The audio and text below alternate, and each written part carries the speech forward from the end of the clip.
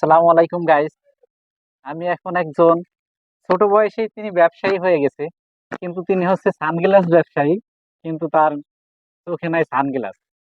আসলে কি, যে যেটা তার সেটা নাই।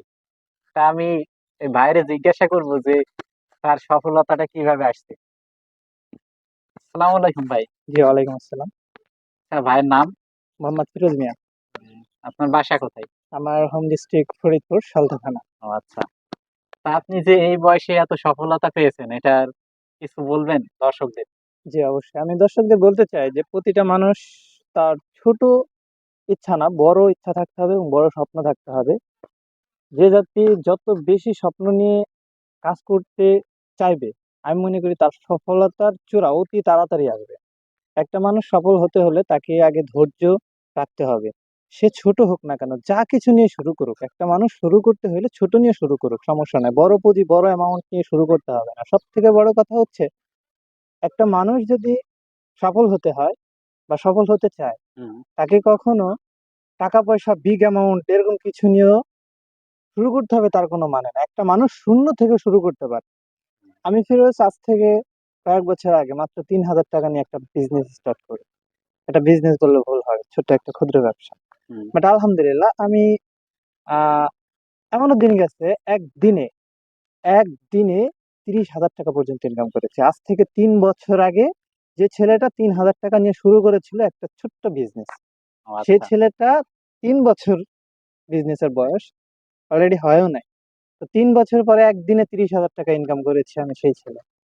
তো একটা কথা বলবো যে মানুষ যদি ছোট হয়, ছোট ব্যবসা থেকেও যদি শুরু করে, লাজ শরম ফেলাই দিয়ে, তারপরে একটা মানুষ স্বপ্ন যদি অনেক বড় রাখে, ওই স্বপ্নটাকে কোনো একদিন বাস্তবে রূপ দিতে না পারলেও ওটা থেকে অনেক কিছু শেখা যায় এবং অনেক ছোট ছোট স্বপ্ন পেরিয়ে আসা সক্ষম তার দ্বারাই হয়। তো আচ্ছা। আরেকটা কথা হচ্ছে, দেখেন, চায়নাতে এক ধরনের ব্যাম্বো হয়, মানে বাঁশ আছে, পৃথিবীতে অনেক কদর রয়েছে। হুম। এই বাঁশটা কিন্তু যখন বীজ বপন করা হয়, ওই বীজটাকে কিন্তু ভাই লাগানোর সাথেই কিন্তু ওটা ফুটে ওঠে না। অবশ্যই।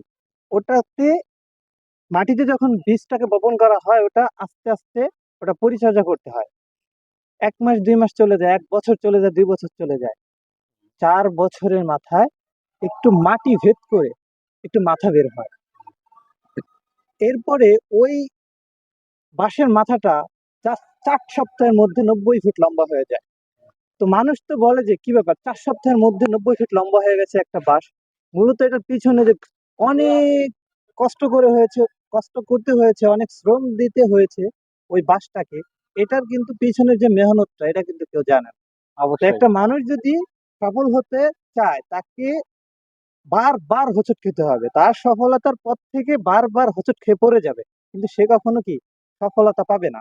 আপনি তারপরেও কতবার হোঁচট খেয়েছেন? আমি হাজারো বার হোঁচট খেয়েছি। ও একটা আচ্ছা। মানুষ ছোট থেকে শুরু করলে সেটাতে কত বাধা বিপত্তি আসতে পারে, এটা সে ছাড়া কেউ বলতে পারে না। যদি কাউকে না বলে, তাহলে কাউকে বোঝানো সম্ভব না। ও আচ্ছা। তা আমি এটাই বলবো যে ভাই, যদি কোনো ব্যক্তি তার জীবনের কোনো চাওয়া পাওয়া যদি চিন্তা না করে, কোনো টাকা পয়সা মেহনত যদি না করে, সে যদি চেষ্টা করে যে ভাই আমি কিছু করবো, তার পাশে কাউকে না রাখলেও হবে।